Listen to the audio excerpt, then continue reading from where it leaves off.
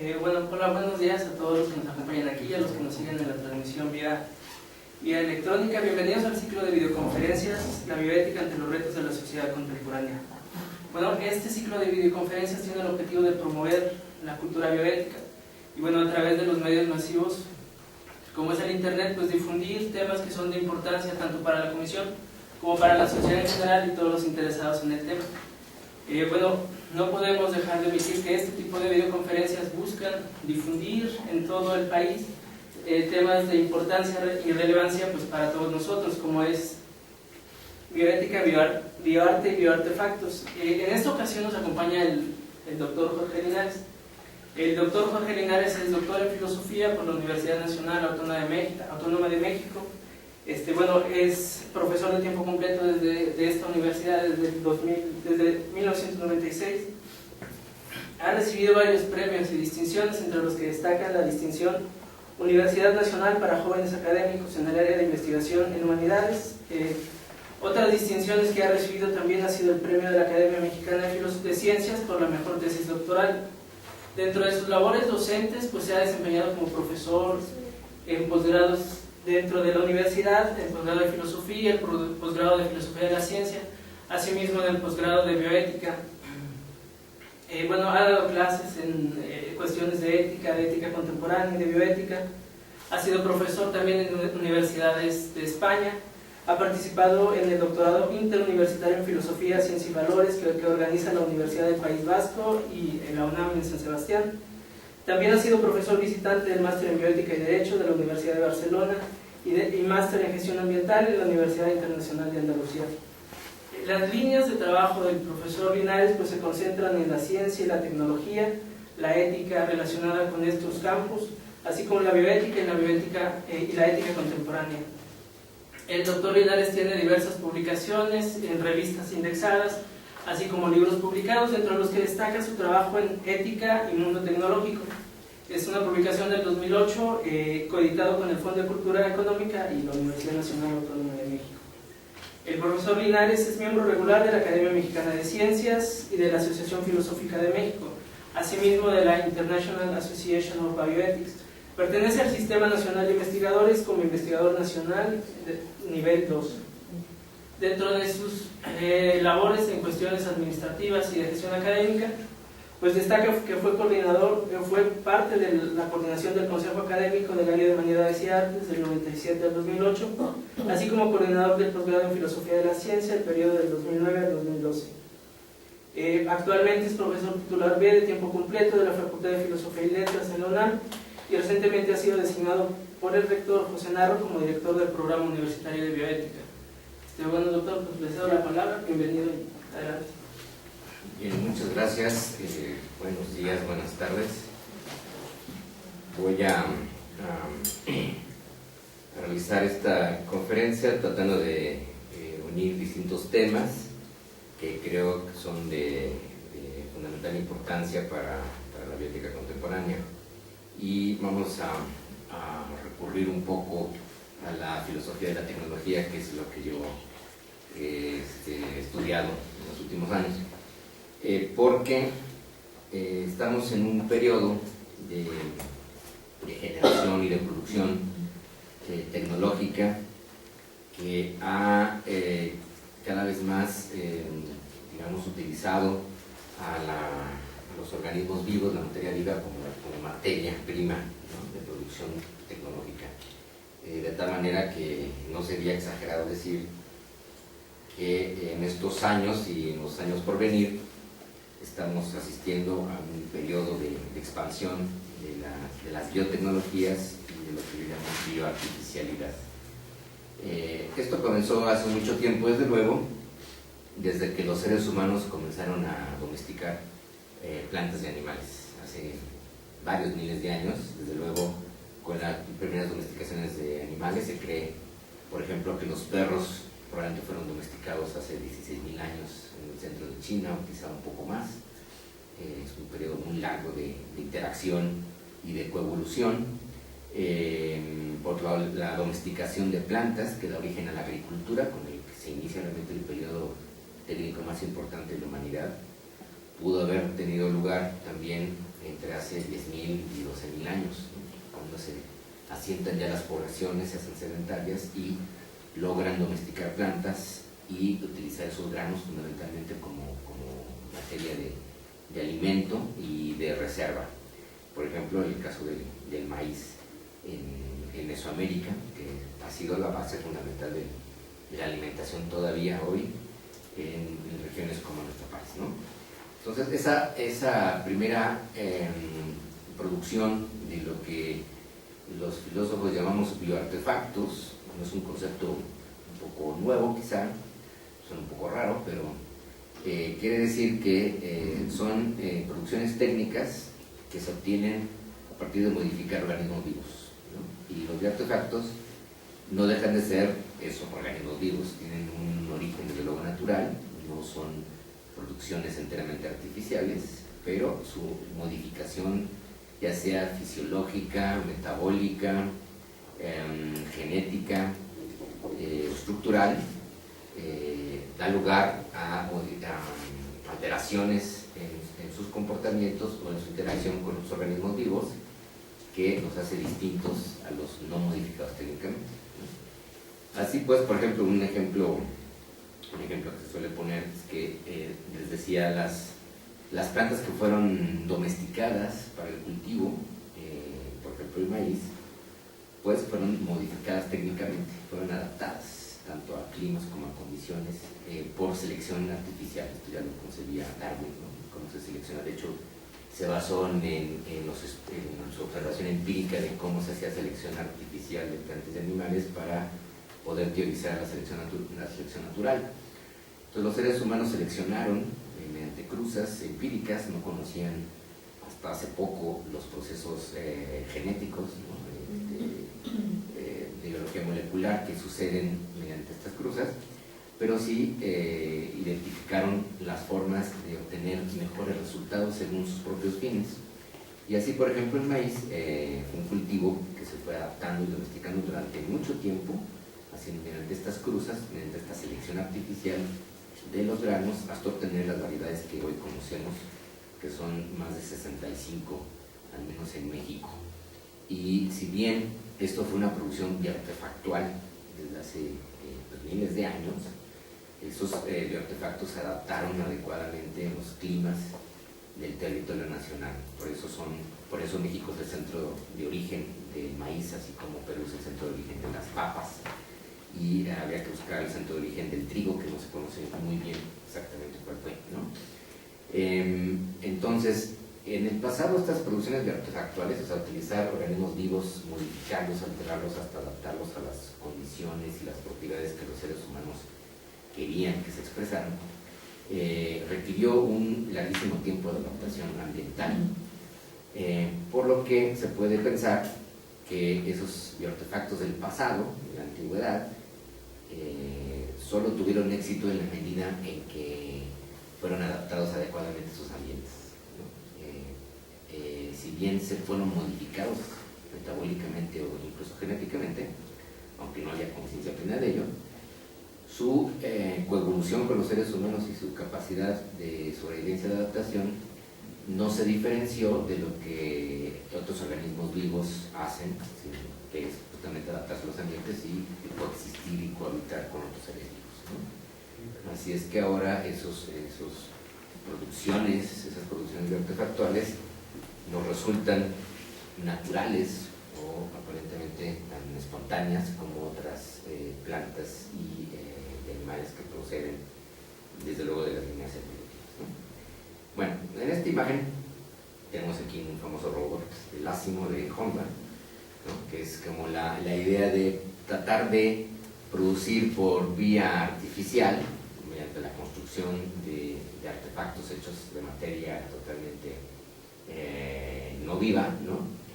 Un organismo, se ha pensado, esta es la idea clásica, un organismo cibernético, un organismo que simulara todas las funciones, en este caso de un ser humano, sobre todo las funciones cognitivas de los robots. Nos interesaría que pudieran llegar a ser más inteligentes y que pudieran interactuar, ¿no? Cognitiva, afectivamente con los seres humanos. Eso sería lo ideal. Por ejemplo, se ha pensado en que podría haber robots que cuidaran a los ancianos. A medida que nosotros esperamos llegar a cierta edad y la pirámide poblacional se está invirtiendo, habrá un momento en que a lo mejor ya no haya jóvenes para cuidar a los ancianos, entonces a lo mejor requerimos robots. Pero para eso tendremos que desarrollar, en efecto, una inteligencia artificial que ahora es bastante reducida, y hay un límite muy claro actualmente, que es la capacidad de codificar y descifrar las emociones y las respuestas emocionales que los seres vivos, en particular los mamíferos y en particular los primates, sabemos hacer, o estamos equipados, digamos, evolutivamente para poder hacerlo de manera natural o espontánea, ¿no? Aunque eso requiere un cierto entrenamiento. A la derecha tenemos una escultura de Boccioni, que este es el futurismo del principios del siglo XX, ya anticipaba un poco la idea de esta transformación artefactual de los cuerpos humanos, en particular de los organismos vivos, hacia una hibridación, digamos, que iría mezclando componentes orgánicos vivos provenientes de las líneas evolutivas y componentes enteramente artificiales que son fabricados ex professo a partir de materiales no vivos, ¿no? Entonces, esta es otra idea de bioartificialidad que ha ido cobrando fuerza, no solo en el siglo XX, sino ya hay algunas perspectivas al menos teóricas del siglo XIX y antaño, en que se pensaba en los autómatas, ¿no? Justamente en máquinas que se movieran así por sí mismas y que tuvieran independencia tanto y capacidad de reacción. Lo que nos interesa en todo caso de estas máquinas es que pudieran actuar como otros animales y otros organismos vivos, o sea, intencionalmente y con capacidad de respuesta al ambiente, ¿no? Que eso es lo que no sucede ahora fácilmente con las máquinas. Ahora, cuando se habla de una máquina inteligente, por ejemplo, un edificio inteligente, que eso está por verse siempre, ¿no? Es que responde a las condiciones ambientales, ¿no? Que regula la temperatura, la luz, como lo hace cualquier ser vivo, se adapta a las condiciones, busca las mejores condiciones, las más estables, las más propicias. Y además, en el caso por lo menos de los animales, busca también estar en bienestar, digamos, en un estado agradable, ¿no? Y huir de los estados que son incómodos o desde luego dolorosos.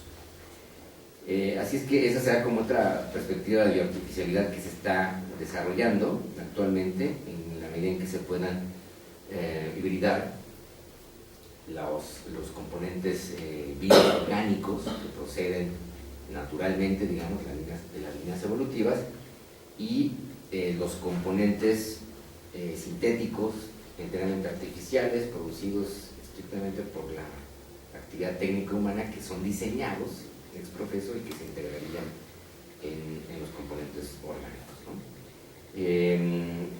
Todavía la perspectiva de los años 50, 60 del siglo XX era que llegaríamos a producir solo robots, ¿no? Como el que está a la izquierda, que el mundo tecnológico estaría cubierto de este tipo de entidades. La perspectiva actual pues ya no piensa en esos robots enteramente hechos de pura, digamos, plástico o metal, ¿no? Sino pensaría en otro tipo de artefactos, más bien de bioartefactos, en utilizar organismos vivos como robots. Por ejemplo, se han utilizado ya insectos o se pueden utilizar bacterias o microorganismos que hagan las veces de una función robótica, es decir, que cumplan funciones técnicas específicas que los seres humanos les asignan mediante un dispositivo.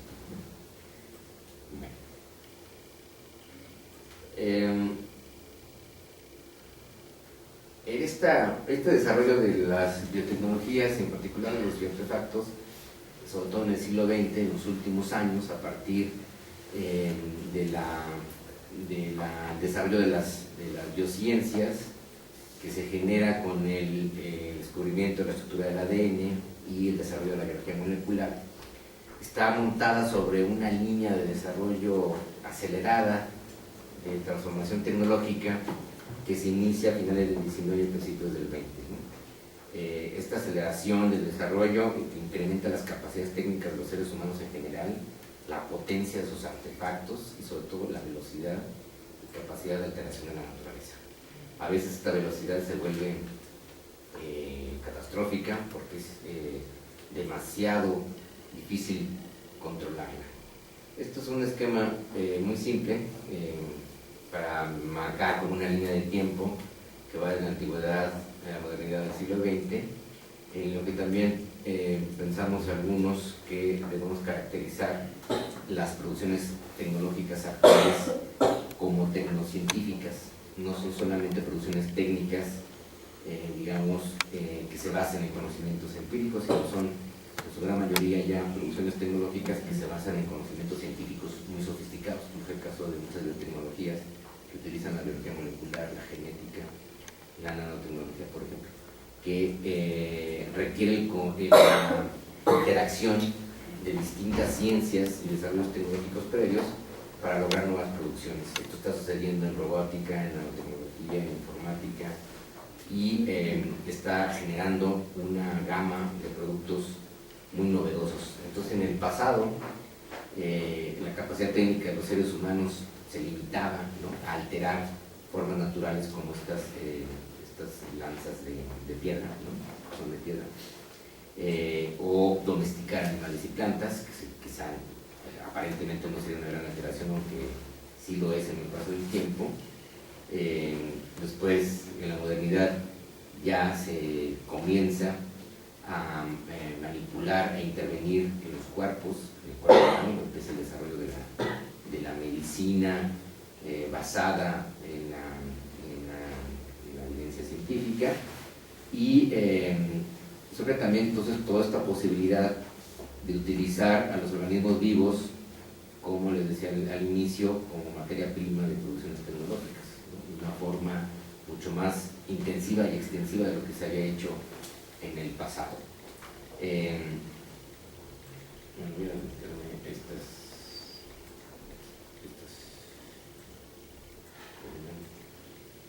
y desde luego este desarrollo tecnológico se da en el contexto del crecimiento de la economía capitalista y de su total expansión en el mundo como sistema económico único, también desde luego por la presión, la competencia de los estados, y hay una asociación muy clara entre tecnociencia y guerra en el siglo XX, fundamentalmente. Por un lado, las necesidades bélicas impulsan el desarrollo de nuevas tecnologías, y por otro lado, ese incremento de desarrollo tecnológico da la capacidad de producir no solo nuevos tipos de armas cada vez más letales, sino de una potencialidad económica y técnica que hace que los estados sean poderosos. Justamente es una nueva forma de poder que en el siglo XX llegó a extenderse a tal magnitud que había un enfrentamiento entre distintas superpotencias, aunque ahora parece estar eso muy centrado en unos cuantos países, ¿no? Entonces, esta lucha tecnoeconómica también va a ser uno de los motores principales para el desarrollo de tecnologías, tecnociencias y en particular de biotecnologías. Así, por ejemplo, uno de los desarrollos más importantes en realidad que se han dado de tecnologías han tenido que ver con la investigación epidemiológica y de distintos agentes patógenos que empezaron a poder utilizarse como armas biológicas, ¿no? Y esto ha dado lugar, pues, a una serie de investigaciones que se han desarrollado para tener la capacidad tanto de responder a un ataque como de generarlo, ¿no?, de poder atacar a una población con estas armas. Estos arsenales existen y estos controles existen. Es una vía de investigación biotecnológica muy importante en el mundo actualmente. Bueno,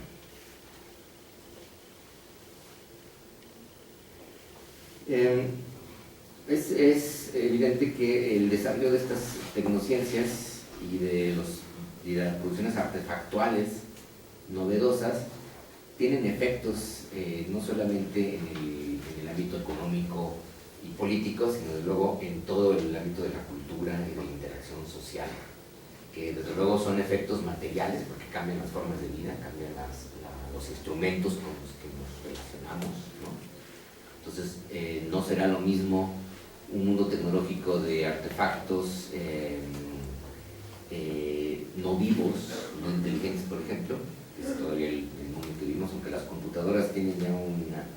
un grado de cognición y de inteligencia artificial, digamos, por ejemplo, buscadores electrónicos, pues sigue siendo un aparato bastante inerte, ¿no? Con el que difícilmente se puede tener una relación afectiva o amistosa, ¿no? La gente no desarrolla afectos por sus artefactos, lo que sí desarrolla son adicciones y dependencias. Pero eso sería muy distinto a un mundo de bioartefactos, organismos vivos modificados de tal manera que interactuaran con los seres humanos a un nivel mucho más cercano, digamos, que lo que conocemos actualmente.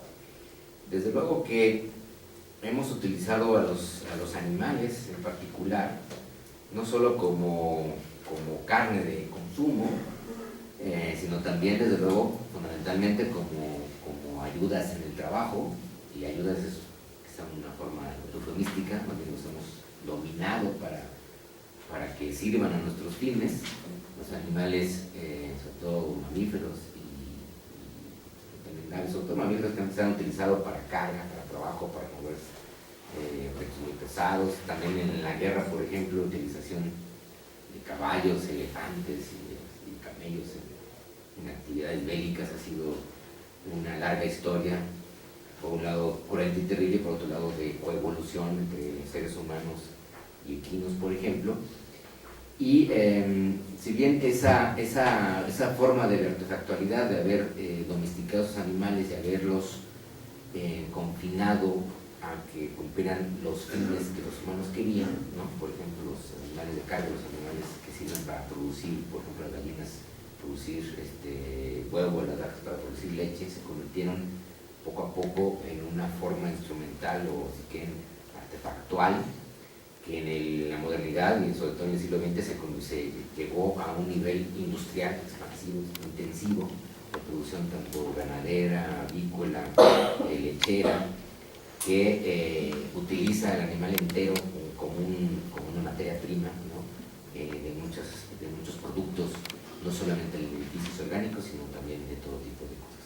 Hay una artista holandesa, voy a hacer esa presentación, que hace una investigación sobre un solo cerdo que está en un criadero y rastrea todos los productos que se obtienen de ese animal y encuentra 187 productos actualmente en la industria que se derivan de un solo animal, ¿no? Entonces están las cosas más increíbles, como en las balas, que hay grasa de cerdo como aditivo para la producción de balas, porque lo inmediato en lo que pensaría la gente pues es en el tocino, el jamón y cosas así, ¿no? Pero se encuentra la grasa y el material biológico de ese animal, todo a veces se aprovecha, se utiliza para muchísimas cosas, para producción de todo tipo. Entonces, los productos ahora que aparentemente quizá tuvieran ningún componente orgánico o vivo, sospechadamente sí lo hay en muchos tipos de producción. Entonces, esta es una forma en que se están hibridando, digamos, estos materiales, ¿no? Partes a veces ensambladas y mezcladas en muchos de los artefactos y producciones técnicas actuales.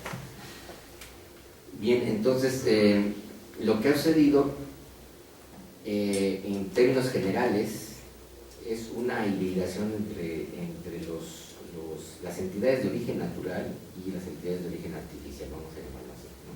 Por eso hablamos de bioartificialidad.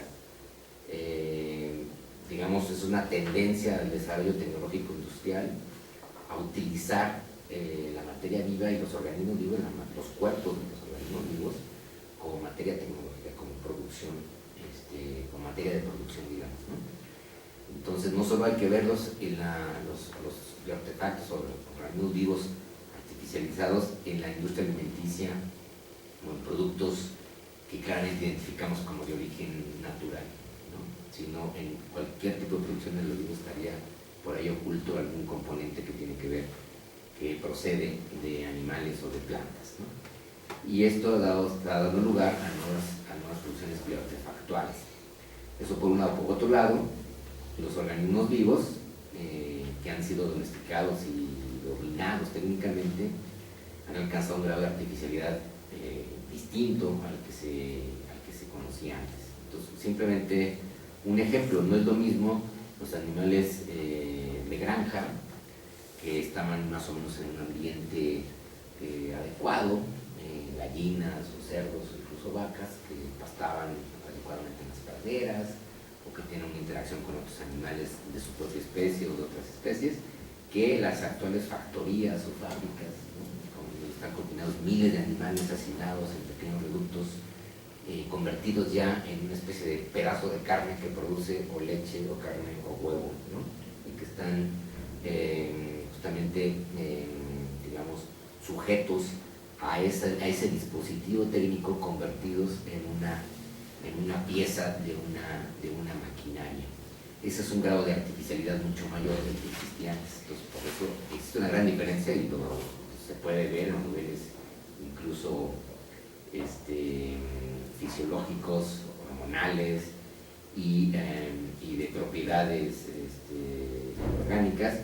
Hay una gran diferencia entre esa carne producida industrialmente y la carne que se producía antes con el pastoreo más o menos adecuado y de animales que estaban en un ambiente un poco más adaptado, ¿no?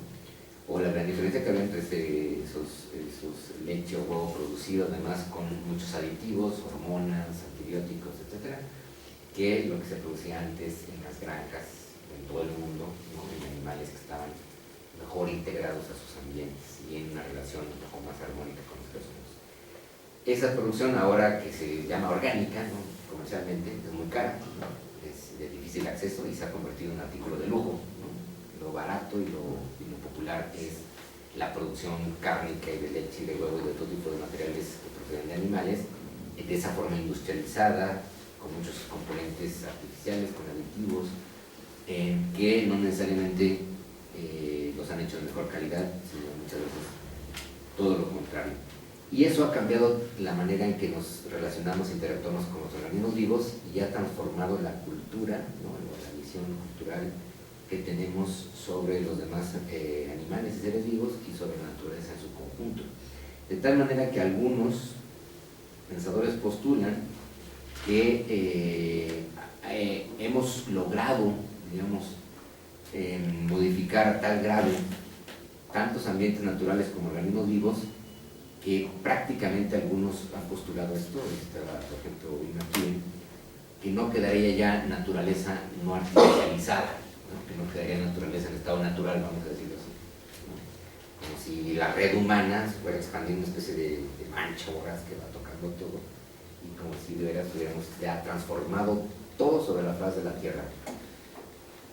Por suerte no hemos llegado a tal punto, pero sí que nuestra capacidad técnica de alterar no solamente los ecosistemas, que eso ya es evidente, en el caso del cambio climático eso ya es innegable, sino de transformar y de alterar organismos vivos, en particular plantas y animales, y de transformar su interacción, de alterar totalmente su interacción en ambientes, se ha incrementado considerablemente en los últimos años, y eso es debido a esta explosión del desarrollo biotecnológico, ¿no? Al conocimiento más preciso que se tiene de los mecanismos, por ejemplo, genéticos, que ha logrado indagar y encontrar la biología molecular, y también a las necesidades industriales y comerciales que ha visto en los organismos vivos una nueva materia prima muy valiosa que está sirviendo para muchas otras cosas. Entonces, por ejemplo, ahora los granos, en particular el maíz, por ejemplo, el ejemplo que ponía hace rato, pues no solo sirve para alimento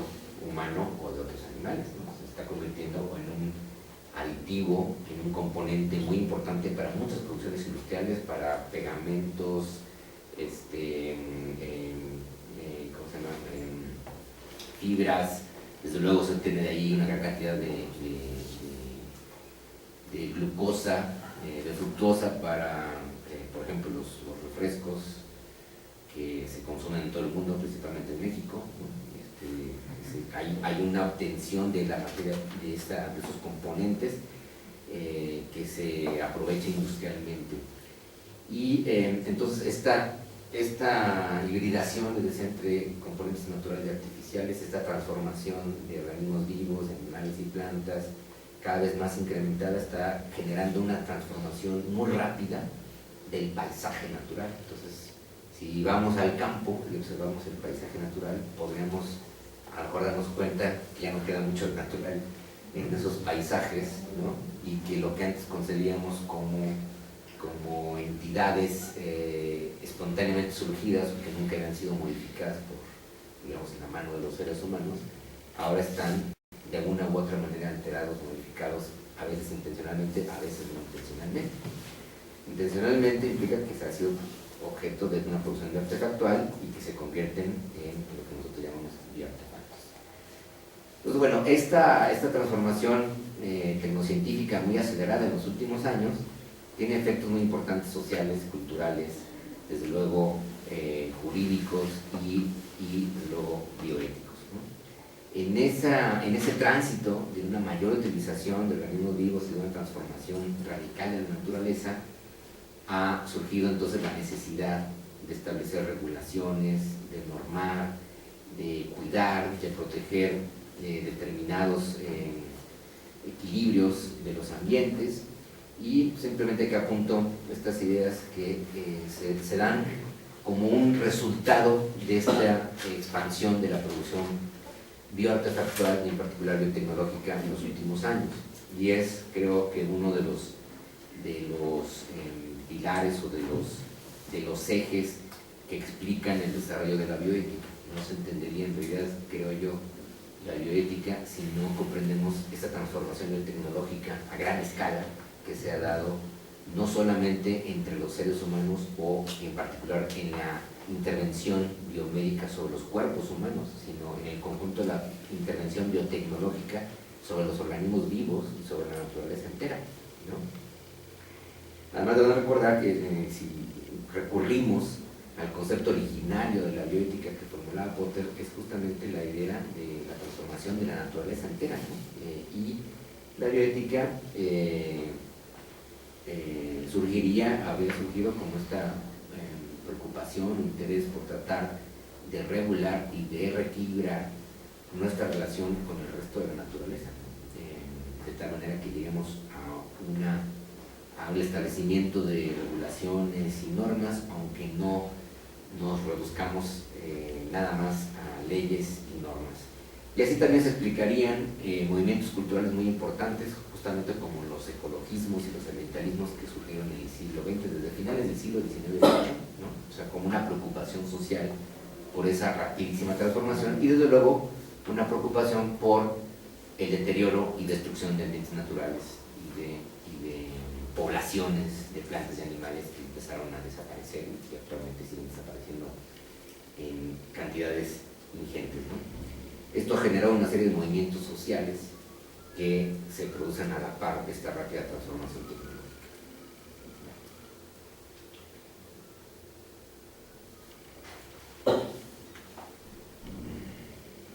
Lo que ha generado un conflicto de valores tecnocientífico, que ha sido un conflicto social y político sobre las consecuencias materiales de estas producciones biotecnológicas. Es decir, por un lado, la producción biotecnológica intenta cubrir demandas, cubrir necesidades, responder con innovaciones a aquellos requerimientos incluso de la vida práctica o de la producción industrial, pero por otro lado ha generado nuevos problemas por las consecuencias a veces difíciles de prever y de anticipar que tendrían estas producciones de artefactuales, ¿no? Esto, por ejemplo, sin ir más lejos, el largo debate que ha habido, controversia técnica y social sobre los cultivos transgénicos en el mundo entero, es un ejemplo muy claro de esta controversia social que deriva de una tecnociencia novedosa, ¿no? Que, por un lado parece ser una solución técnica que en términos de eficiencia, en términos de rendimiento y de efecto económico genera beneficios, ¿no? Y ha permitido un cambio muy notable en la agricultura en el mundo entero, sobre todo en algunos países, los 5 principales países productores, pero por otro lado ha generado muchas dudas y discusiones acerca de los efectos ambientales que tiene la utilización masiva de cultivos transgénicos sembrados a campo abierto en el mundo entero, ¿no? y de los efectos sociales y socioeconómicos de esa transformación muy radical de la agricultura que inició un proceso de industrialización en los años 50 del siglo XX, pero que ahora está con una segunda fase de expansión, digamos, de unificadora por ese tipo de producciones. Entonces, ahí tendríamos un tipo de producciones bioartefactuales, de artefactos específicos producidos a partir de conocimientos científicos especializados de ingeniería genética que generan por lo menos un conflicto de valor o una discrepancia entre la forma en que distintos sectores de la sociedad valoran como adecuado o no adecuado ese tipo de producciones, ¿no? Y por tanto una discusión social sobre qué se debe hacer, cómo se deben regular, no se deben regular, hasta dónde se deben utilizar, hasta dónde, cuáles deben ser sus límites, si es que debe haberlos, así como incluso discusiones sobre la forma en que se debe realizar la investigación, cuántos fondos se destinan, de qué tipo de fondos, si solamente privados o también públicos, ¿no? Y cómo se utilizan finalmente las capacidades de investigación y desarrollo tecnológico en ese tipo de campos, ¿no? Bueno, debemos preguntarnos, creo, desde el punto de vista de la bioética, sobre riesgos y beneficios. Y la pregunta difícil de contestar a veces ha sido, en general, sobre las nuevas producciones artefactuales, cuáles son sus beneficios, a quiénes benefician y a quiénes ponen en riesgo en particular, ¿no? Eso va generando una serie de debates, digo, bastante agudos, interesantes y en algunos casos preocupantes. Por ejemplo, aquí tendrían, en el caso de la biotecnología, estas dos visiones en particular sobre los organismos genéticamente modificados, los famosos transgénicos, que se utilizan ahora en cultivos, y el caso del maíz en particular. Por un lado, a la derecha, una imagen propagandística de Greenpeace, ¿no? Que es, para muchos puede ser muy alarmista, exagerada, ¿no? Claramente, ¿no?, denota la imagen, el mensaje, y por otro lado, la divulgación que hacen empresas como Monsanto, una de las 3 o 4 compañías que monopolizan el mercado de transgénicos en el mundo, que se esfuerza en difundir socialmente la idea de que no hay en realidad riesgos que preocupen en la producción de artefactual de transgénicos. Aquí, por ejemplo, nos explican en un dibujito, ¿no?, como si fuera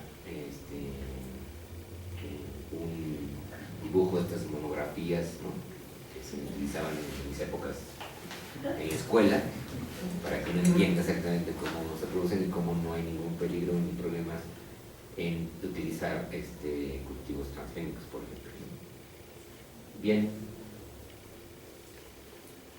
Además de distintos tipos de producciones artefactuales, me pidieron que también hablara sobre lo que ahora se conoce como bioarte, y este es el ejemplo más clásico.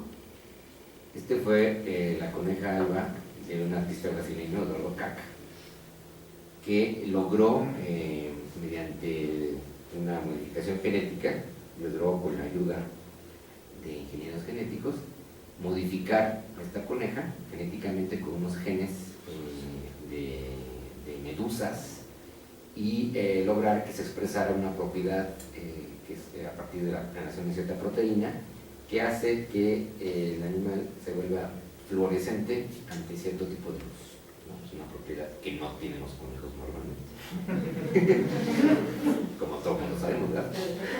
Entonces, y esto fue una producción bioartística, ¿no? Entonces, hay toda una tendencia actual en el mundo que inicia con artistas como Eduardo Cac, o Orlán, o Marta de Menezes, que es una artista portuguesa que ha modificado, por ejemplo, el diseño, el dibujo de las alas de mariposas mediante genes insertados. Normalmente no son totalmente simétricos, pero suelen ser equivalentes, ¿no? Entonces logró modificar los dibujos, no sabemos qué consecuencias tengan para los propios animales y para otros animales, ¿no? Pero esas mariposas no andan revoloteando en el ambiente, o sea, no fueron sacadas del laboratorio bioartístico, sino solamente producidas para ser mostradas en una obra, ¿no? De hecho, ya muertas, ¿cómo se llama? Secadas, ¿no? El caso de la coneja Cag, pues sí estaba viva y fue mostrada al público, ¿no? Y entonces ponía, tenía que oscurecerse suficiente y poner un tipo de luz especial para que apareciera esta tonalidad verdosa, que no es más que la expresión de una proteína que procede de un transgen insertado en la coneja originalmente. Todo esto hecho por ingeniería genética, que en realidad es muy sencilla, que es insertar el gen, lograr la fecundación in vitro y luego insertar el embrión en otro animal, ¿no? No hay más que eso, no hay clonación ni nada de esto, sino simplemente una inserción de un gen antes en el desarrollo embrionario para que dé lugar y se exprese esta propiedad. Y así como esto, pues, se está pensando y se está trabajando, se está investigando en muchos tipos de propiedades que se podrían insertar en organismos vivos, fundamentalmente en animales, pero también en plantas. Los cultivos transgénicos es exactamente lo mismo, se les injerta un gen distinto que proviene totalmente de otra especie, incluso de otro reino, para que produzca una proteína específica que se va a convertir en un insecticida para cierto tipo de insectos a los cuales resultará tóxico comer la raíz o esta planta. Y se están intentando otro tipo de producciones para modificar las propiedades metabólicas, orgánicas, fisiológicas de comportamiento de animales y plantas. Por ejemplo, se han hecho muchos experimentos con ratones. Los ratones, hubo un ratón, entonces fue muy famoso ese experimento, no recuerdo quiénes lo hicieron, que se modificó la capacidad de memoria de estos ratoncitos, ¿no? Entonces se promovió como un ratón súper inteligente porque su capacidad de memoria era mucho más amplia, mucho más extensa, y eso se demostraba con experimentos sencillos de laberintos y todo esto, ¿no?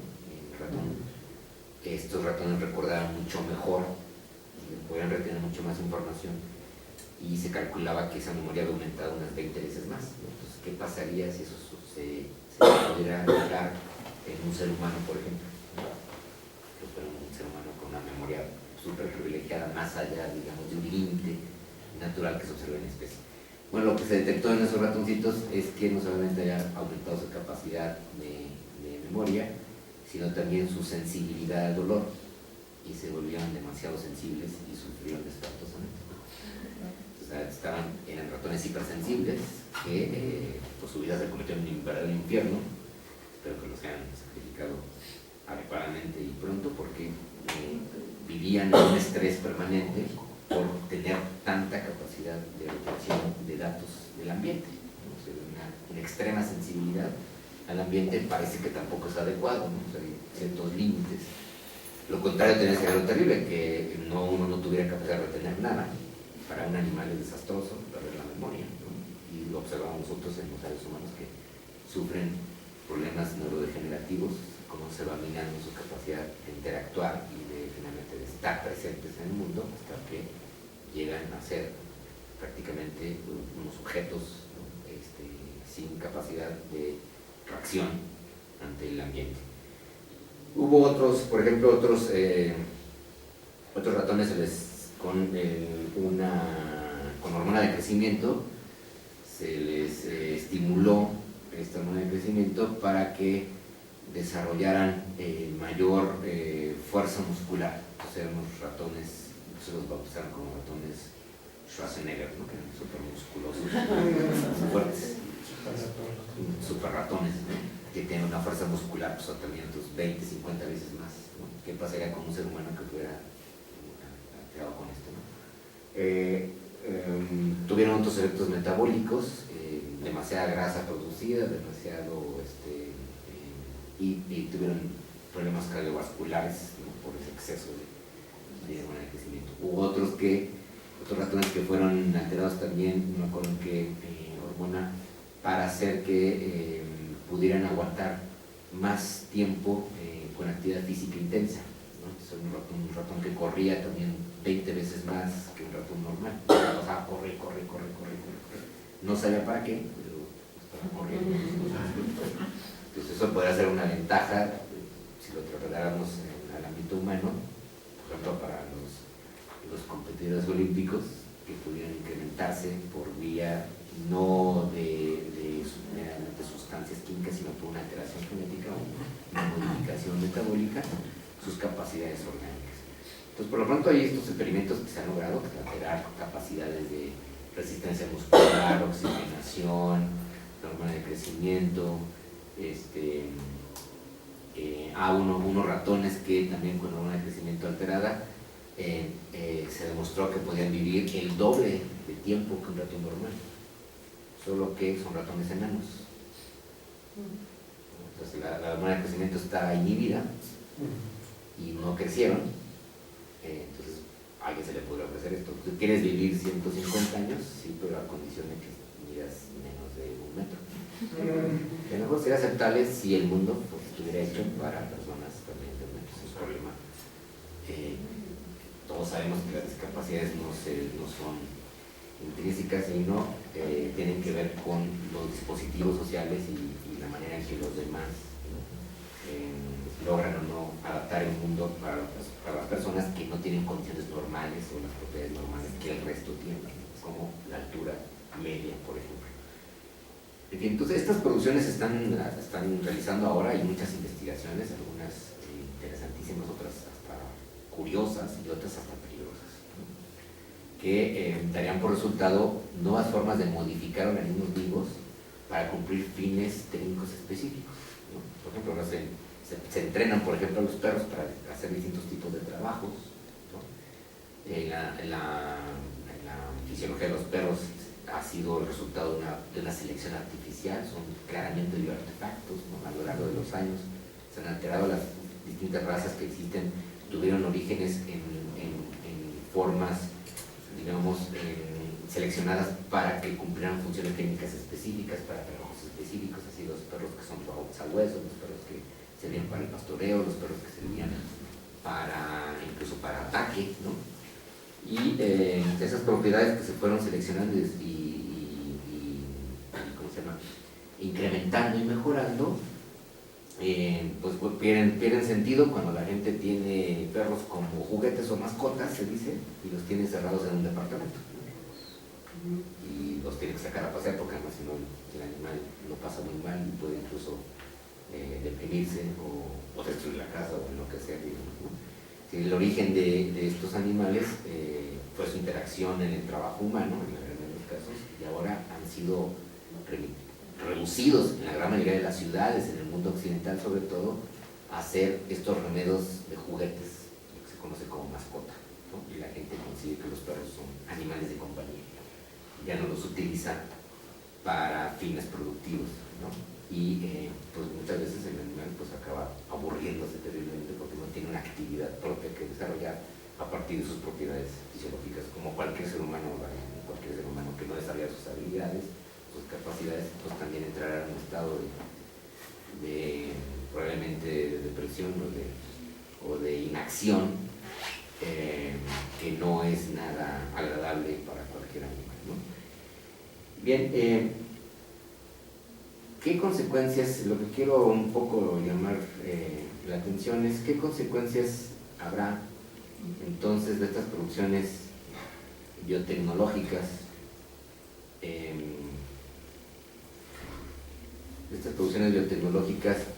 en el futuro cercano, ¿no? Entonces, la idea, como comenzaba al inicio, de un mundo poblado de robots, ¿no? Como se imaginaba la gente todavía hace unos años cuando era joven, ¿no?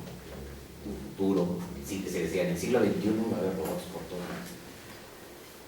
Pues en alguna medida sí, y muchas personas se comportan como robots, de hecho, pero más bien no ha sido la línea tecnológica que se desarrolló. Se ha descubierto en los últimos años que sería mucho más productivo e incluso mucho más inteligente desarrollar bioartefactos, organismos vivos modificados técnicamente que cumplen funciones cada vez más específicas, alterando justamente sus propiedades biológicas, ¿no? Su genética, su fisiología. Entonces no hace falta producir esos robots como nos imaginábamos, ¿no? Que son finalmente torpes, que nunca se pueden asimilar y nunca pueden desarrollar la habilidad o la destreza de un animal, por ejemplo, o la adaptación o la capacidad de adaptación de cualquier ser vivo, animal o planta. Y más bien lo que se está desarrollando es utilizar los organismos vivos, alterarlos, modificarlos, integrarles componentes electrónicos, mejorar sus capacidades, modificar sus propiedades metabólicas, etcétera, para producir bioartefactos de un nivel distinto, de un nivel biotecnológico que no tiene en realidad precedentes, que la gran diferencia es que no se adaptarían fácilmente a sus ambientes naturales o no estarían integrados en ecosistemas naturales, sino en ambientes estrictamente tecnológicos. The conference recording has failed. Para ahí un robot, ¿no? Que hace cosas graves. Conference recording has Entonces, started. esas nuevas producciones biotecnológicas, es un cuadro de Diego Rivera muy famoso, ¿no? Que está en el Palacio de Bellas Artes. Y bueno, esta era una imagen, digamos, un poco también anticipada quizá o demasiado, por un lado es muy ambigua, por un lado muy positiva del desarrollo de la ciencia y la tecnología. En el centro hay un obrero que por cierto tiene como cara de abuso, ¿no? Que controla, ese es el hombre controlador del universo, un hombre que puede controlar toda la naturaleza. Vean, abajo están las plantas, ahí hay un tubo de desagüe, por cierto, las plantas, que es como la base de la producción de artefactual justamente, ¿no? De la producción alimenticia, la modificación del paisaje natural. No aparecen animales por ahí, pero están integrados. Y en este cuadro, Diego Rivera apostaba al desarrollo de la energía atómica, ¿no? Y de la alta tecnología que en los años 30 se pensaba como la gran expansión del desarrollo tecnológico. De este lado están representadas las biociencias y la biotecnología, ¿no? A partir de la identificación de las propiedades celulares y de la composición genética. Hay esa perspectiva del desarrollo de la utilización de los organismos vivos para los fines humanos y para el mejoramiento de la vida humana. Pero en el contexto del conflicto bélico y del conflicto ideológico, que en ese momento se expresaba muy agudamente entre los dos mundos, el capitalismo y el socialismo, que estaban en pugna sociopolítica, militar, que finalmente uno venció porque el otro desapareció prácticamente en la faz de la Tierra. Y acá también se representa Diego Rivera, está Darwin, ¿no? y la ciencia biológica y la teoría de la evolución como uno de los digamos, pilares o motores fundamentales del desarrollo científico moderno, ¿no? En esta perspectiva habría que pensar qué consecuencias tendrá esta transformación biotecnológica, ¿no? Pasamos de esta imagen romántica de la naturaleza como no tocada por los seres humanos, como una naturaleza totalmente inabarcable, insondable, ¿no? A una naturaleza que cada vez ha sido más mediatizada y transformada. Esto fue un experimento que hicieron en un acuario, están ahí los peces, tal, y entonces decidieron, pues más bien hacerlo mucho más realista, ¿no? Representar cómo realmente pueden vivir los peces ahora en un ecosistema natural, ¿no? Pues con un bote de desechos tóxicos tirado al mar, ¿no? Que eso sería lo más común y no el ambiente totalmente artificial del acuario, que está todo muy bonito y muy bien integrado, ¿no? Hay una imagen muy interesante. Esta naturaleza mediatizada, artificializada, por ejemplo, hay una imagen que la gran mayoría de las marcas comerciales utilizan imágenes de animales. Allá pueden reconocer a varios de ellos, ¿no? Marcas comerciales, logotipos, no solamente de países, de equipos de fútbol, desde luego, de todo tipo de marcas, hace referencia siempre a propiedades de animales, ¿no? Simboliza los animales mediatizándolos como producciones artefactuales. Este es otro experimento en bioarte muy interesante. Esta obra, tengo que nombre del autor, que no puse el nombre del autor, pero es una instalación que desde luego es todo solamente representativo, es una máquina de diálisis. Entonces lo que se le ocurrió es que ¿por qué no dializamos con un animal vivo, ¿no? Utilizando los riñones de otro animal, que sea la forma más eficiente de hacerlo. Entonces en el futuro a lo mejor estas pueden ser las máquinas de diálisis bioartefactuales, ¿no?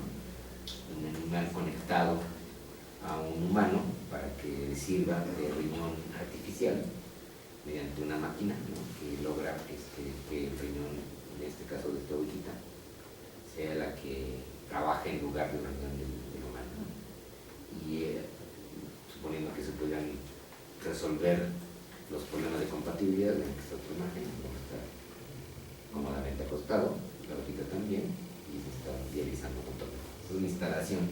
Muchas de las obras en bioarte actuales tienen esta función provocativa, justamente de llamar la atención sobre cómo utilizamos a los organismos vivos y hasta qué punto podemos llegar en ello, ¿no? Y la mayoría de las personas no tienen reparos en comer animales o utilizar los cuerpos de los animales para muchas cosas, siempre y cuando no vea cómo los destapan. Porque para la gran mayoría de nosotros no es un espectáculo muy agradable, excepto para quien se acostumbra, y creo que nadie se acostumbra a eso. Pero en el bioarte, por ejemplo, la famosa coneja de Cac, Alba, fue cuestionada, incluso fue requisada por el gobierno como un producto peligroso, ¿no? Porque no cumplía normas de bioseguridad. Se la quitaron al artista, un procedimiento judicial. Y entonces en el caso del bioarte mucha gente piensa que ahí no se deben hacer cosas, que por qué modificar genéticamente un conejo si no es para ningún fin útil. Pero si hubiéramos dicho que se modificó y que se volvió fluorescente para producir un tipo de vacuna específica, entonces probablemente nadie tendría reparos, ¿no? Entonces hay como un doble rasero, un doble juicio actualmente en las producciones de artefactuales. Entonces, esto es una broma, es una coca orgánica, se puede hacer una coca orgánica. No es comercial para la empresa, ni positivo ni negativo, pero eso podría ser algo increíble, ¿no? Que se volviera orgánico. ¿Okay? Y esto es un artefacto como el que más, una vaca lechera holandesa,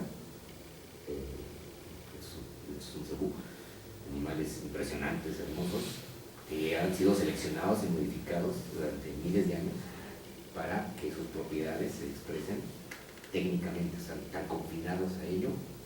Y prácticamente esos animales, pues no, aunque pudieran regresar a ambientes naturales y sobrevivir, pues no existen más que en un ambiente artificial confinado, que es la factoría que produce leche y otros derivados. Y bueno, bromas aparte, hay cosas muy artificiales que se pueden producir. Es otra imagen de esto es totalmente falso. Si pudiéramos volver a producir animales como estos ya extintos, pues a lo mejor se podrían utilizar también sus partes, ¿no? Entonces en el supermercado se vendería una pezuña de dinosaurio, ¿no? Que esto sería como eso. Se ha intentado, por ejemplo, durante mucho tiempo comercializar masivamente carne de avestruz, no se logró, parece que el gusto del público no quedó, es una carne con mucho menos grasa, más proteína, y las piezas ya han sido también de un tamaño bastante considerable, pero es una muy grande. Y en realidad esto, por ejemplo, la cantidad de animales que los seres humanos pudieron domesticar a lo largo de la historia, pues no son muchos, no son más de 16, 17 especies, sobre todo para consumo, para producción. Y así es que no todo animal podría ser domesticado. De luego un dinosaurio si tuvieran existir, no sería domesticable en ningún sentido, y esto generaría otra serie de problemas, ¿no? Bien, creo que solamente este último cuadrito que va, esta es una matriz muy general de artificialidad, y si pasamos de un grado de naturaleza 1.0 a naturaleza 2.0, digamos, entre lo que ha nacido o ha sido producido por la naturaleza misma y lo que ha sido fabricado, modificado o alterado técnicamente. Entonces, podríamos pensar que todavía existen distintos ecosistemas que no han sido modificados en su conjunto, ni los animales o plantas que existen en ellos. Unos cuantos, que les decía que hay autores que piensan que prácticamente toda la superficie terrestre y gran parte de los mares ha sido alterada de alguna manera por la intervención humana, aunque no sea intencional. O en el caso de virus y bacterias, con algunos que no han sido tocados, digamos, directamente por nosotros, algunos que desconocemos. Sería como un ejemplo de estas entidades naturales, o la energía nuclear, o procesos metabólicos, enfermedades como el cáncer, por ejemplo, que no podemos todavía controlar. Sin embargo, hay otros que hemos podido controlar. Son entidades naturales que hemos podido más o menos controlar, microorganismos a partir de la investigación biomédica, por ejemplo, con antibióticos o con otro tipo de fármacos. Semillas, desde luego, plantas y animales, ¿no? Aquí, por ejemplo, estaría el grado extremo del control, que sería la famosa oveja Dolly, que fue el primer mamífero clonado en el 97. Entonces sería una forma de que un animal que, o sea, no se alteró más que la forma de la reproducción, y esto deja, pues, nació en estado natural, digamos, pero con un método no natural, porque los mamíferos no se clonan naturalmente. Como se sabe, la oveja después tuvo unos efectos evidentes en su desarrollo metabólico. Su desarrollo fue muy acelerado, envejeció prematuramente, sufrió de artritis, osteoporosis, y decidieron sacrificarla pronto porque no se sabe bien o no se ha divulgado adecuadamente si hay una explicación suficiente de este efecto que padeció en particular. Y había otros animales. Este, por cierto, no es una modificación genética, es un pollo pelón, es un pollo sin plumas, que se produce en ciertas factorías, y se logró, digamos, producir con mera selección de cruzas.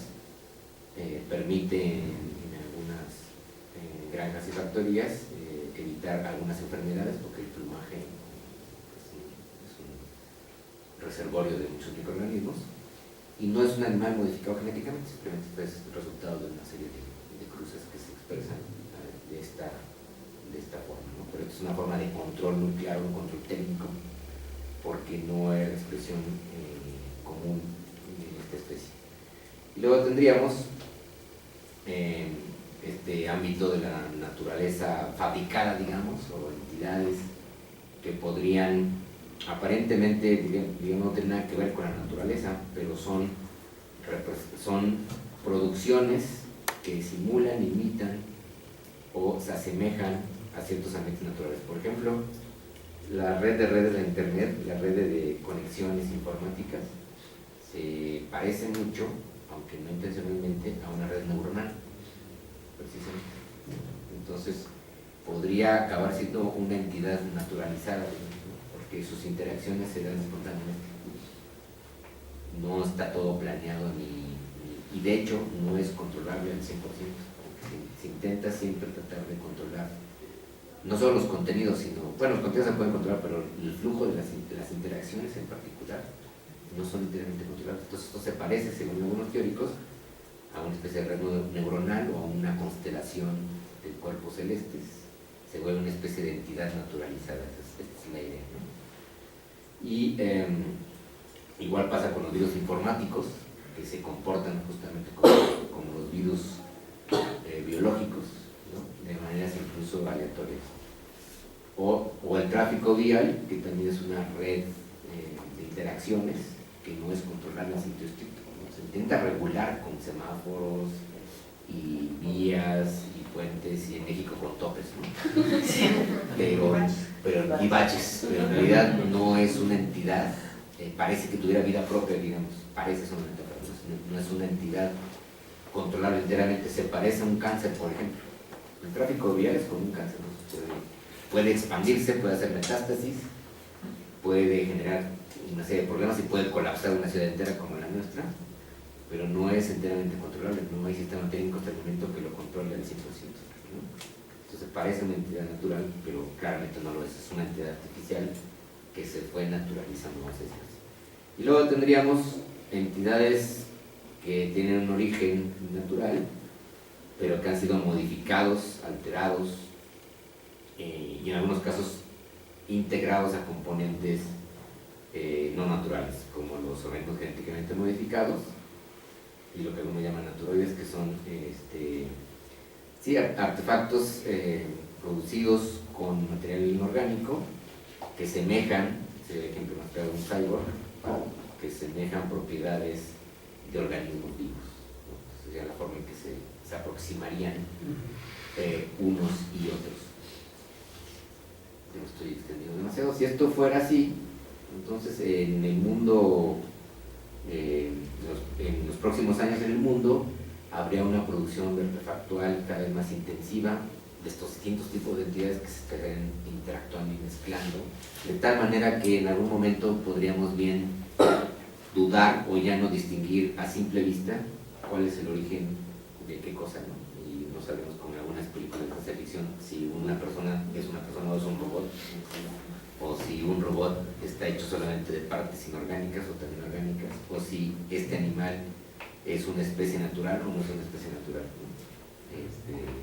En realidad tenemos ya confusiones al respecto, o si un ambiente natural es enteramente natural, por ejemplo los jardines y los parques de todas las ciudades, la gran mayoría de ellos no son naturales, son producciones artificiales con plantas que fueron traídas de otros lados, ¿no?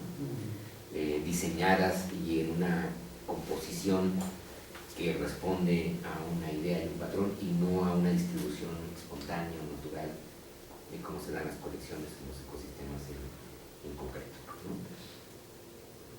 Bueno, yo creo que aquí es más o menos suficiente, pero ahora que podamos dialogar un poquito, les dejo. Esta es una producción artística también, que es una mariposa modificada genéticamente para que aparezca el símbolo de Nike.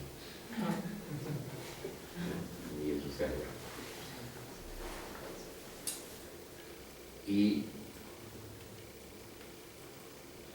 esta imagen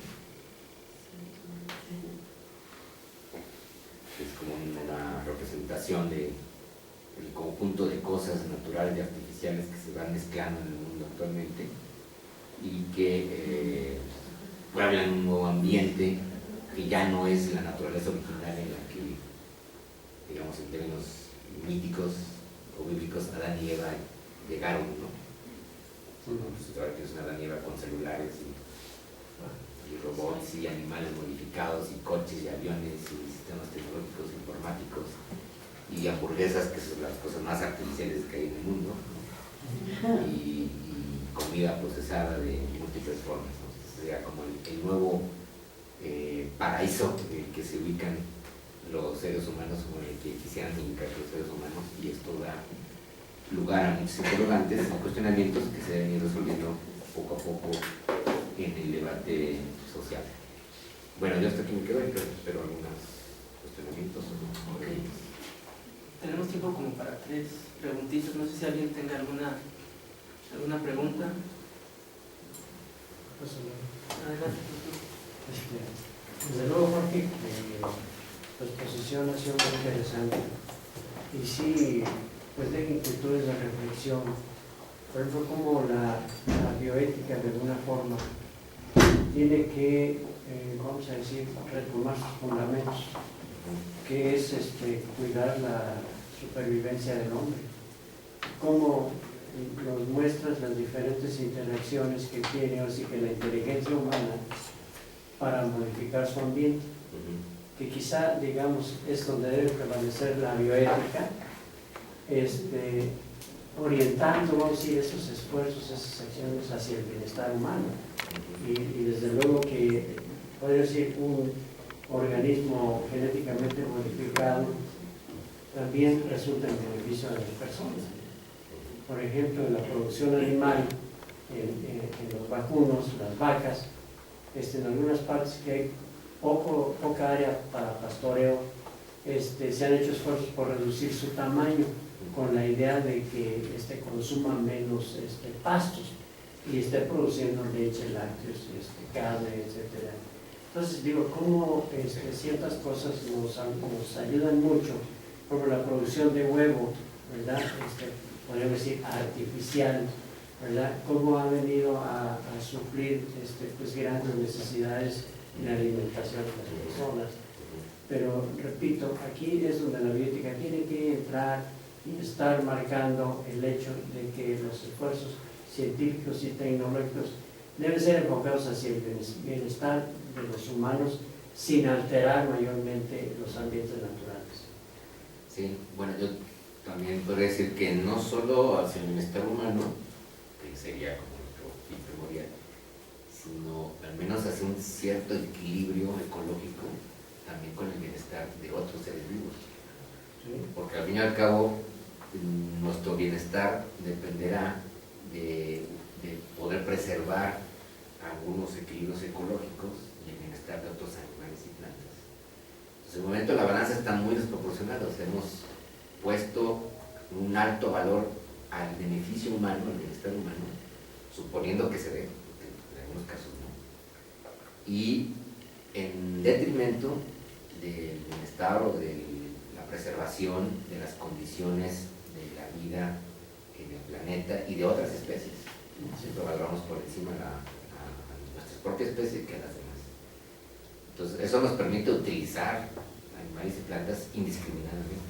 Es un hecho que en la sociedad tecnológica contemporánea, nuestra civilización tecnológica, todo el resto de la naturaleza nos sirve como medio, ¿no? Pero hay un desbalance. Entonces, sí tenemos que estar preocupados por el bienestar humano siempre y utilizar artefactualmente los organismos vivos en beneficio nuestro, pero guardando equilibrios. Entonces, el asunto es este difícil equilibrio que hemos perdido, ¿no? Entonces, por ejemplo, en el caso de la producción cárnica, se están haciendo investigaciones para producir carne artificial, que sería carne sin animal, o sea, solamente el tejido. Y se puede hacer con cultivo de tejido, incluso se pueden agarrar propiedades, y entonces ya no existirían, digamos, la necesidad de tener animales confinados en factorías para después matarlos, destazarlos y cortarlos. Simplemente hacer crecer el tejido, célula por célula, hasta que se den pedazos de filete, digamos, ¿no? Que finalmente es lo que la gente se come, ¿no? Aunque a algunos supongo que todavía les parece atractivo ver el animal, ¿no? En fin. Y hay un debate muy interesante porque probablemente había un rechazo social al inicio a la carne artificial, ¿no? Sabiendo que no viene de un animal vivo, sino viene de un cultivo en laboratorio de tejido vivo, pero los haces en vivo obviamente, pero que ha sido es un nivel de artificialidad mucho mayor, ¿no? Y cuando hablamos de transgénicos no solamente pensamos en plantas sino en animales. Se está pensando ya en la posibilidad de introducir con fines técnicos industriales una gran cantidad de animales modificados genéticamente para cumplir funciones específicas. Entonces, lo de menos sería ver en los museos conejos fluorescentes, ¿no? Cuando veríamos en el mercado o en las calles o en las casas animales modificados genéticamente para cumplir determinadas funciones, ¿no? De momento logramos entrenar, se dice, o adiestrarnos perros y ya, ¿no? Creo que lo más se puede hacer. Otros animales que se han utilizado para fines de entretenimiento y divertimento, en realidad se les obliga a realizar ciertas tareas que no tienen mucha utilidad, ¿no? Podremos intentar domesticar otro tipo de animales, pero en general el problema es que esta transformación bioartificial por medios tecnológicos está generando un cierto desequilibrio ambiental, y eso es lo que habrá que cuidar desde el punto de vista bioético, pensando no solamente en el beneficio de los seres humanos, además de que ese beneficio sea equitativo. Hay algo muy importante, es la producción de vacunas, de fármacos o de medios biomédicos para intervenir en seres humanos, ¿no? El debate sobre si seguir experimentando en animales o no, pues se está dando actualmente, y hay quienes piensan que podría irse reduciendo paulatinamente hasta dejar de utilizar animales para experimentación, y otros quienes piensan que es imposible, que siempre tendremos que utilizar animales que se parecen a nosotros, ¿no? Ratones, cerdos, perros o primates. Ya en algunos lugares ya hay todo un debate sobre ya dejar de utilizar primates para experimentación, cualquiera que sea el fin, sobre todo en experimentos neurocientíficos, ¿no? Bien, esto es un debate bioético, ¿no? O sea, cómo hemos modificado organismos vivos, cómo los vamos a seguir utilizando, porque sin duda vamos a tener que utilizarlos, pero cómo logramos un equilibrio entre ese bienestar humano y el bienestar de esos animales y de esas plantas y de ecosistemas enteros de los que finalmente dependemos nosotros. No es posible la vida humana sin esos recursos naturales. No podemos vivir enteramente en un mundo de puros robots hechos de lata. ¿No? Vamos a requerir cada vez más de esa producción de lata. Ok, bueno, pues muchas gracias a todos por su asistencia, y a nombre del doctor Manuel Ruiz Chávez le entregamos reconocimiento por unidades. Esperamos contar con su participación en futuras ocasiones. Gracias. Bueno, supongo que están presentándose las preguntas para la gente que es del servicio profesional de carrera, que tienen que responder para que les hagan llegar su reconocimiento. Y bueno, ya para despedirnos queremos invitarlos a la siguiente videoconferencia, es la número 11, es el 8 de agosto y el tema es Consentimiento Informado, que será impartido por la doctora Susana Castañón del Centro Médico Nacional Siglo XXI. Bueno, los invitamos a que nos acompañen y muchas gracias.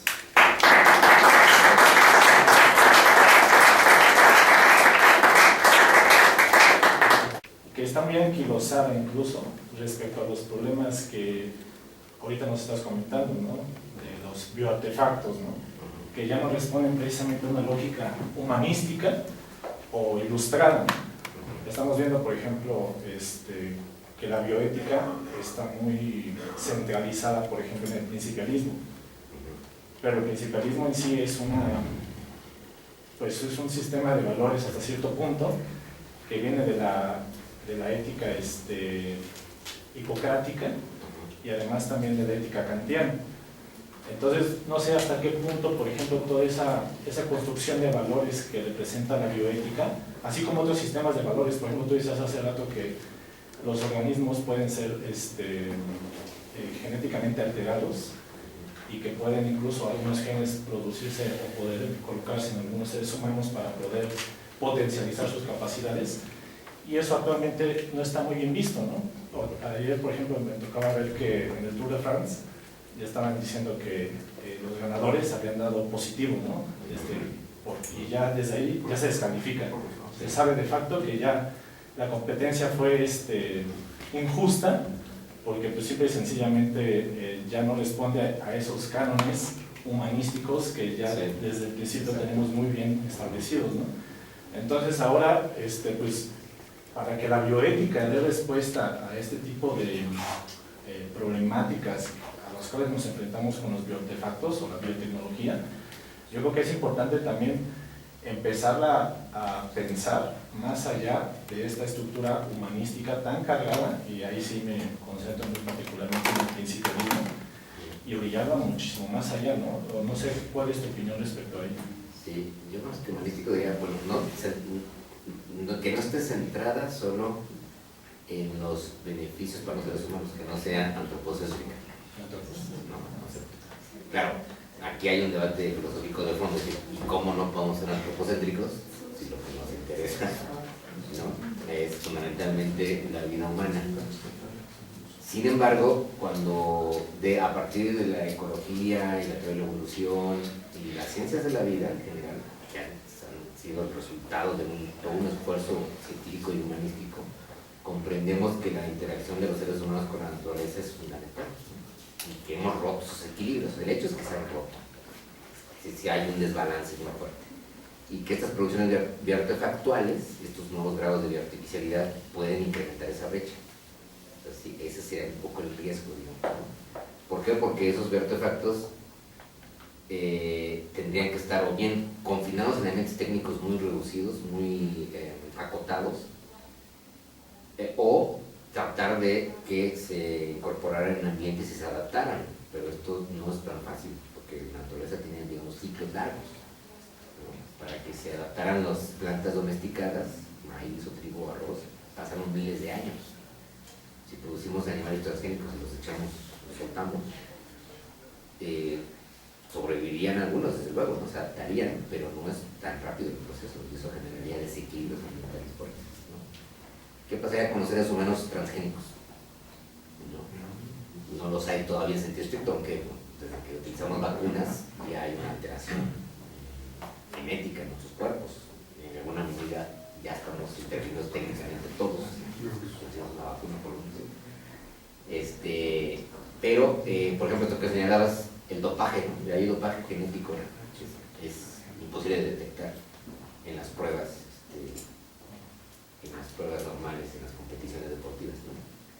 Y hay un debate fuerte en un texto en particular de Julian Savulescu muy interesante. Dice, bueno, ¿por qué no? Así como ya hubo un concurso de las Misses modificadas técnicamente, ¿no? Todas con cirugía plástica, a ver quién había quedado mejor.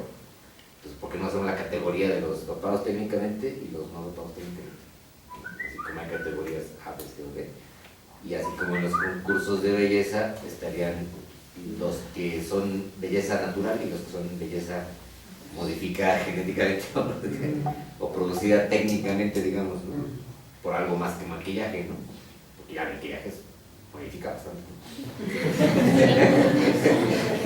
Ya el maquillaje hace milagros. De hecho, Miss Universo es pues es un concurso más o menos de esa categoría, ¿no? O sea, no es una mujer realmente natural, ¿no? Pero se supone que sí. Sí, tiene que estar operada. No tiene que estar No operada. pero digo, al menos maquillada y... Maquillada sí, pero operada no. Pero ya la categoría de un concurso solamente para operadas. Y no, solo es que solamente de mujeres. Bueno, también podría haber en las competiciones deportivas una categoría de quienes tienen dopaje y reconocido, pues, el riesgo es alto, porque está el caso de Lance Armstrong, ¿no? Que muy probablemente se gane el cáncer por las fuertes dosis de dopaje que recibía fundamentalmente de testosterona, ¿no? y hormona de crecimiento, por cierto. Entonces, ahí, bueno, es un límite difícil de establecer, ¿no? Porque, bueno, ¿con base en qué?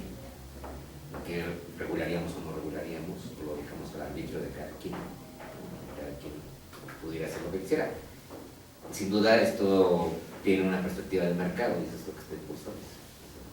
Si se genera un nuevo mercado de producciones bioartefactuales en los seres humanos, ¿no? Formas de dopaje de todo tipo, de mejoras o de incrementos de capacidades en un mercado libre, pues lo que haría es, se crearía una desigualdad adicional a la que ya existe, ¿no? Por el acceso diferenciado a los servicios y sistemas simplemente de salud, ¿no? Pero ahí no está muy claro hasta dónde regular, hasta dónde no, en beneficio de la sociedad, obviamente, o en beneficio de los propios individuos, que podría llegar a ser equivalente a la regulación y prohibición de ciertas drogas, ¿no? Hasta el momento se supone que hay sustancias prohibidas por razones de salud, ¿no? Ese ha sido el argumento fundamental, para evitar el daño a las personas y por tanto el daño social. Pero ya hay dudas, ¿no? Sobre por qué entonces permitimos unas y otras no, si unas a veces son más dañinas que otras. Lo mismo sería, bueno, equivalente en el caso de este tipo de dopajes o de cambios, incluso a nivel genético, que es todo el tema de la eugenesia, que podrían darse desde línea germinal antes de que nacieran las personas, ¿no? Ya haber introducido, sería lo más adecuado, como lo hicieron con la coneja, estos aditamentos genéticos para expresar capacidades que se quiere que se expresen, ¿no? como mayor inteligencia, mayor fuerza, mayor capacidad para oxigenar, que eso para un deportista sería genial, sería una ventaja comparativa impresionante, o para evitar el desgaste muscular, los calambres, ¿no? Y eso se logró con estos ratoncitos. Entonces, estos ratoncitos corrían como locos porque nunca se acalambraban y podían seguir oxigenando y el músculo seguía eficientemente activándose sin llegar a un momento en que ¿cómo se llama? Se tensa demasiado. Entonces, para cosas para esas, para correr más, para respirar mejor, para, por ejemplo, a lo mejor para personas que tienen deficiencias o alteraciones, enfermedades, algunas de estas técnicas podrían serles útiles como medios de cura, ¿no? Un asmático que necesita su sensibilidad, una terapia génica desarrollada para eso, que empezar a oxigenar más, por ejemplo. Probablemente sería un remedio para alguien que vive en una ciudad contaminadísima como esta. Pero es un remedio técnico sobre un problema técnico, ¿no? Que probablemente tendría otras consecuencias que es más fácil de prever. Entonces yo creo que, sí, desde el punto de vista de la bioética, el sentido es lo mucho más amplio que el mero problema del bienestar humano es cómo guardamos o conservamos o recuperamos ciertos equilibrios ambientales en nuestra relación con otros organismos vivos. Justo cuando estamos en este momento en que queremos utilizar todo y modificar todo, que es como la gran tentación, ¿no? De poder transformar y no dejar intacto a ninguno, no dejar así que títeres sin cabeza, ¿no? Todos los organismos queremos modificarlos, alterarlos, porque nos da la gana de hacerlo, lo que se puede. Y bueno, ahorita escuchando lo que decías, creo que eso es uno de los objetivos también del bioarte, ¿no? O sea, no el hecho de que el conejito sea verde, sino como la postura política, el discurso que hay detrás, ¿no? Estas posibilidades de que, bueno, pues la tecnología sí, el poder y el trasfondo que hay ahí, pero también la gama de posibilidades que permite, ¿no? Y en este sentido, bueno, tú presentaste ahí algunos ejemplos fundamentalmente con animales, pero como tú ya señalabas en el caso de Orban, por ejemplo, es un bioarte, ¿no? Es esta modificación a partir del propio cuerpo, ¿no? Que justamente permite repensar estos límites de nuestra corporalidad y la identidad, ¿no? Y que va sobre este cuestionamiento que pues ya tiene muchos años también de seguir repensando lo natural, ¿no? Que en realidad pues se dice que lo natural pues no existe, ¿no? Pues esta categoría de natural pues sí no existe. Entonces ella, y bueno, y muchos otros artistas más sobre eso, ¿no? O sea, trabajar sobre nuestros propios cuerpos, que un poco ya es como de pronto la nueva filosofía también, ¿no? La intervención del propio cuerpo y mostrar estas posibilidades de la tecnología, ¿no? Y que el concepto de diversidad pues también ya es otro, ¿no? La tecnología como aliada y pues sí, como aliada. En este momento esa modificación ha sido ornamental a lo largo de los siglos, ¿no? Los seres humanos nunca están conformes con como son y con su imagen, y siempre hay una alteración, ¿no? En algunos casos alteraciones fisiológicas en la cabeza, las orejas, los cuellos, los pies, que se hicieron durante mucho tiempo. En algunos casos tenían funciones de control y dominación, por ejemplo en el caso de las mujeres en Oriente Exterior, en China, que les reducían los pies para que no se pudieran mover, no puedan ni correr, se volvían la gente prácticamente discapacitada, ¿no? Unos pies que no se puede ni caminar, ¿no? Tienen que caminar así que a paso muy lento. Es una forma de control social. Y ahora eso permitiría, digamos, con las biotecnologías actuales, otro nivel de alteración, en principio voluntaria, que modificar el cuerpo al gusto de la gente, ¿no? Entonces, bueno, ya se hace con cirugía plástica y la recurrencia es cada vez mayor. Mucha gente ahorra y invierte porque quiere cambiar su nariz y aumentarse ciertas partes del cuerpo y blanquearse y todo eso. Desde luego hay el problema, hay todo un asunto de la imagen social, pero es un hecho que pues, prácticamente nadie está muy conforme con su imagen. Todo el mundo tiene que arreglarse algo, ¿no? Y cuando no se arregla es que debido o de plano lo que está pasando, ¿no? Cuando no hay un mínimo intento de tener una imagen que al menos es agradable para uno mismo. O también en el caso de las identidades exogenéricas, por ejemplo, Sí. estos discursos también se están... Eso también puede hacer que en el caso, por ejemplo, estas técnicas de cambio de sexo, en los casos que se conocen de personas que nacieron hermafroditas y que fueron operados en un inicio para que tuvieran un sexo definido, pues resulta que crecieron y el sexo de identidad era el contrario, ¿no? Porque hay una identidad, parece ahí muy extraña, una identidad genética a lo mejor, que no depende de la expresión fisiológica, ¿no? Entonces en esos casos esas técnicas han resultado benéficas para ayudar a esas personas a recuperar el cuerpo que quisieran. En otros casos alguien podría intentar ponerse un brazo extra o quitarse algo más, no sé, ¿no? O como esta pieza también, que no me acuerdo si es un ratón o es un conejo que le trasplantan una oreja, ¿no? Ah, sí, Creo es un ratón. Ese es Stella también que hace una oreja en el brazo. Y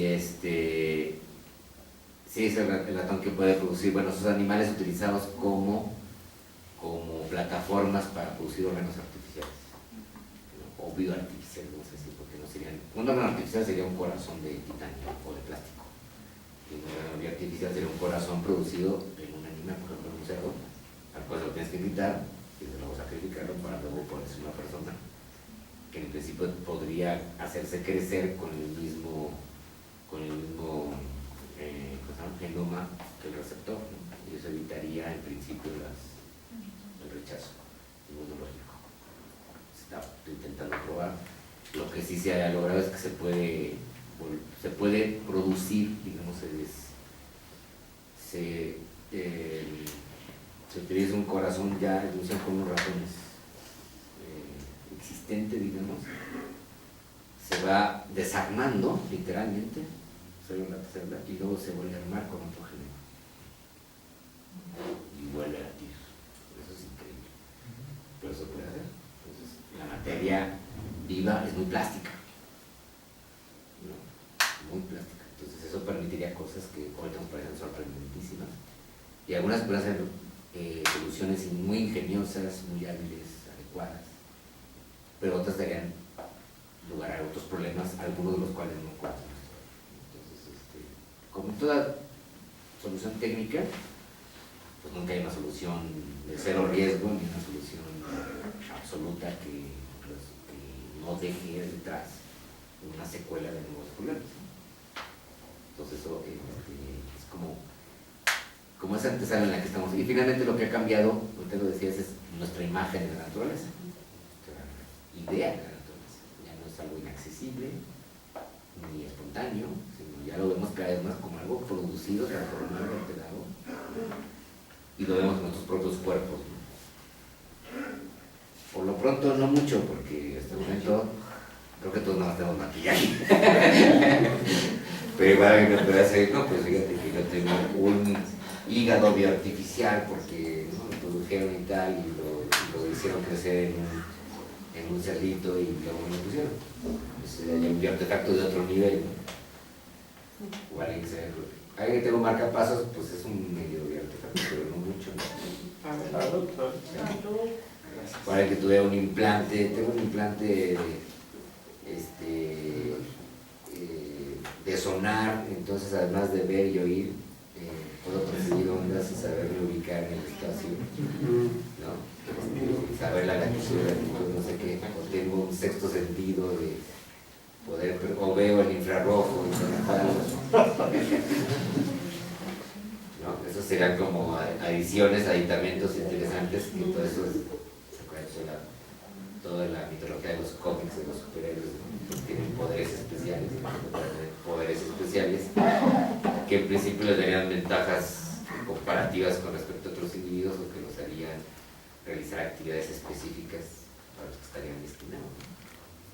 Entonces ahí vienen problemas con eso, que dijeran, bueno, es que tú naciste con un gen tal y lo que haces es hiperoxigenar, así es que vas a ser corredor. Yo no quiero ser corredor, pues ni modo, ¿sabes? Para eso estás hecho, o a ver qué efecto, a ver qué cosa útil harás. Pero tú lo que tienes es la capacidad de correr como loco, ¿no? Tenemos que aprovechar eso. Bueno, muy bien.